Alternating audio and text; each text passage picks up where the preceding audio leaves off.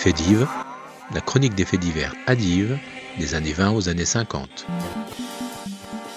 Bonjour Christine. Bonjour Jean-Luc. Bonjour Chantal. Bonjour Jean-Luc. Bienvenue dans Faits d'Yves. Qu'avons-nous aujourd'hui ? Un vol en gare. La gendarmerie poursuit activement une enquête afin de trouver les auteurs d'un vol de bouteilles de champagne dans une caisse adressée à un restaurateur de Dives faisant partie d'un chargement de wagons stationnant en gare. Un autre vol. Monsieur Josse, pêcheur à Dives, et Monsieur Binet, débitant, ont porté plainte à la gendarmerie pour vol d'artichaut. Et l'acteur ne votait pas pour lui.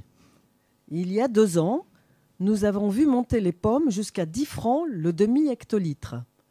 La cause de ce prix, un courtier de notre cité raflait toutes les pommes pour les exporter aux Anglais. Aujourd'hui, ce même courtier ose solliciter vos suffrages. Hier, pour son profit, il osait faire doubler le prix des pommes. Et l'acteur ouvre les yeux. Les voilà, les spéculateurs, les mercantis, les profiteurs, cause de la vie chère. En bonne logique, vous l'enverrez non gérer les affaires communales, mais terminer sa convalescence. Un groupe d'électeurs. Une maison qui s'écroule. Un accident qui aurait pu avoir des conséquences plus graves s'est produit mardi dernier. La Société des Nouvelles Galeries fait construire, place du Marché, un magasin sur l'emplacement occupé par la maison habitée précédemment par M. Royer-Bizot. En y creusant les fondations, les architectes commis à cette construction oublièrent d'étayer les maisons voisines et ce qui devait arriver arriva. Mardi, à midi moins 10, la moitié de la maison habitée par M. Boulet, coiffeur, et l'habitation de M. Delot, pharmacien, s'écroule avec un fracas épouvantable. Par bonheur, les ouvriers étaient absents et on n'a eu à déplorer aucun accident de personne. Les dégâts sont importants. À qui incombe la responsabilité ? Aux architectes, sans nul doute.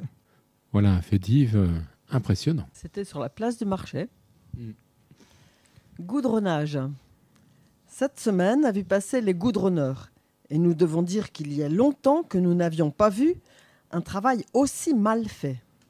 Le goudronnage, une fois fait, les goudronneurs sont partis et ont laissé aux riverains le soin de jeter le peu de sable qu'on avait apporté. Cette façon de procéder est inadmissible et nous espérons que notre conseil se refusera à payer un travail exécuté d'une façon aussi déplorable. Notons en passant que nous aurions aimé voir M. l'agent Voyer protester également contre cette malfaçon. Vol d'herbe.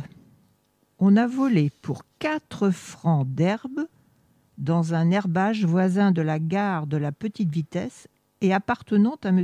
Jean Baudouin, cultivateur. La coupable serait une femme, D, qui s'est vue dresser un procès-verbal par la gendarmerie. De nombreux propriétaires, notamment messieurs Lenné et Touchard, ont porté plainte à la gendarmerie pour vol d'herbe. Une surveillance sévère est actuellement exercée. Merci pour toujours ces faits divers, très divers. À bientôt, à la semaine prochaine. À bientôt. À bientôt.